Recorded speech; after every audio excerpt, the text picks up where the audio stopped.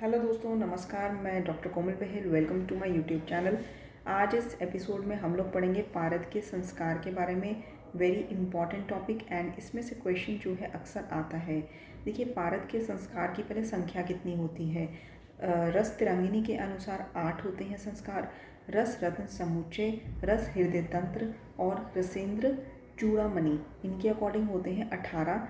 रस उपनिषद के अकॉर्डिंग होते हैं 16 और रसेंद्र चिंतामणि, चिंता ज़्यादा करते हैं ना, तो चिंतामणि उन्होंने माने हैं सबसे ज़्यादा 19। ठीक है, तो पारद के संस्कार क्यों किए जाते हैं? पारद को उसका तेज बढ़ाने के लिए और उसका बल बढ़ाने के लिए। ठीक है, पारद के जो 18 संस्कार हैं वो इस तरह से हैं।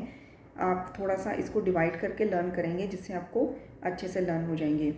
स्वेदन मर्दन मूर्छन, अब मूर्छित हो गया तो उसको उठाना पड़ेगा। उत्थापन पातन, और फिर नेक्स्ट के 3 हैं बोधन नियमन दीपन। ठीक है, ये आप याद करेंगे।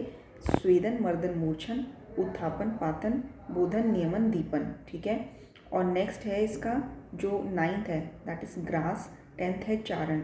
11वां ग से 11वां, ग से गर्भद्रुति, ब से 12वां, ब से बाह्यद्युति। ठीक है, ग्रास, चारणा, गर्भद्युति, बाह्यद्युति। ठीक है, और इसके बाद 13वां है जारण, फिर रंजन एंड देन सारण। जारण, रंजन, सारण।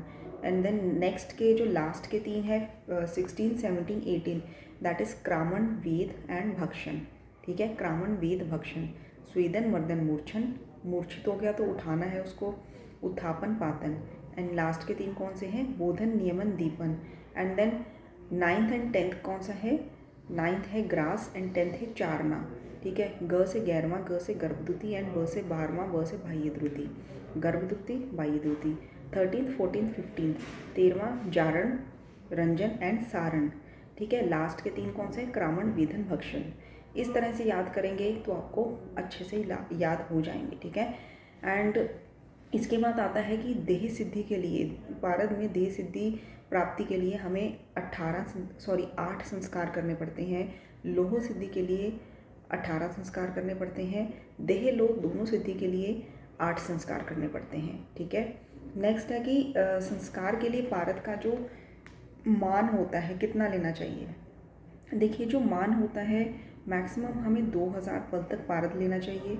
मिनिमम आधा पल भी बताया है, 1 पल भी बताया है, बट फर्स्ट चॉइस है आधा पल, जो कि रस रतन समूचे के अनुसार बताया गया है। 1 पल बताया है रस तिरंगिनी के अनुसार। ठीक है, सबसे पहले हमने 3 कौन से लर्न करे थे? स्वेदन, मर्दन, मूर्छन। ठीक है, तो स्वेदन संस्कार में क्या होता है?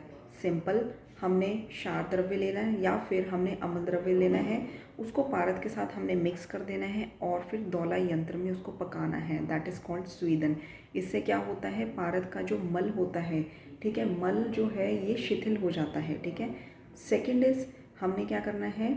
मर्दन। ठीक है, मर्दन का हमने कैसे करना है? हमने पारद को और फिर पारद के साथ हमने कांजी मिक्स करनी है। ठीक है, और उसको घोटना है। घोटने के लिए हमने तप्त खरल लेनी है पत्थर की। ठीक है, और या लोहे की। ठीक है, तप्त लेनी है, गर्म होनी चाहिए, तो उसमें कांजी डालनी है, पारद का 16वां भाग डालना है और हमने घोटते रहना है, घोटते रहना है, और ऐसा हमने 3 दिन तक करना है। ठीक है, 3 दिन तक हम जब घोटते हैं तो पारद के जितने भी बाहरी मल होते हैं वो नष्ट हो जाते हैं, उसकी चपलता जो होती है वो नष्ट हो जाती है और फिर पारद नाग वर्ण का हो जाता है। स्वेदन, मर्दन, मूर्छन। अब उसको मूर्छित कैसे करेंगे? देखिए, जो पारद होता है हमने पारद का 16वां भाग ले लेना है खरल में, और फिर इसमें हमने घृत कुमारी भी डालनी है, रस उसका, और फिर त्रिफला का चूर्ण डालना है, चित्रक का चूर्ण डालना है। इन सबको हमने घोटना है। ठीक है, और ऐसा हमने 7 बार करना है, जिससे जो पारद है वो मूर्छित हो जाएगा। ठीक है, मृत समान हो जाएगा, और फिर उसका नाग, वंग, वारिज और कंचुक दोष जो है ये नष्ट हो जाएंगे। ठीक है, ये जो दोष है ये नष्ट हो जाएंगे, और हमने धातुवाद की दृष्टि से इसको ऐसा 7 बार करना है। नेक्स्ट आपके आ जाते हैं 2 और संस्कार, उत्थापन और पातन। ठीक है, मृतस्य पुनर्उद्भूति स, ये किसके लिए कहा गया है? ये एज इट इज ही क्वेश्चन बन के आया हुआ है। तो मृतस्य मतलब मृत पारद को पुनर्उद्भूति, पुनर्उठाना, ये उत्थापन के लिए कहा गया है। ठीक है। तो इसमें क्या है कि पारद को हमने कांजी में मिक्स करके दौला यंत्र में स्वेदन करना है तो उसका उत्थापन हो जाता है। एंड नेक्स्ट इज पातन। देखिए पारद का जब नाग और वंग किसी से भी जब संपर्क होता है तो उसमें किंचुक उत्पन्न हो जाते हैं, मतलब दोष उत्पन्न हो जाते हैं, जिनको नष्ट करने के लिए पातन संस्कार किया जाता है। ठीक है, इसमें पातन यंत्र का प्रयोग किया जाता है। ऊर्ध्व पातन, अधः पातन एंड तिर्यक पातन। ऊर्ध्व पातन इस ऊर्ध्व एंड अधः पातन इस सब्लिमेशन एंड तिर्यक पातन जो है वो डिस्टिलेशन प्रोसेस होता है। हमने क्या करना है, सिंपल 3 भाग पारद लेना है, 1 भाग ताम्र चूर्ण लेना है, उसमें नींबू का रस मिला देना है, उसको घूटते घूटते पिष्टी बना देनी है। ठीक है, और फिर ऊर्ध्व अधः या तिर्यक पातन यंत्र से पारद को प्राप्त कर लेना है। जो प्राप्त हुआ वो पारद होता है, उसमें ये जो नाग वंग के संपर्क से जो किंचुक उत्पन्न होते हैं वो नष्ट हो जाते हैं। नेक्स्ट है आपका बोधन, नियमन एंड दीपन।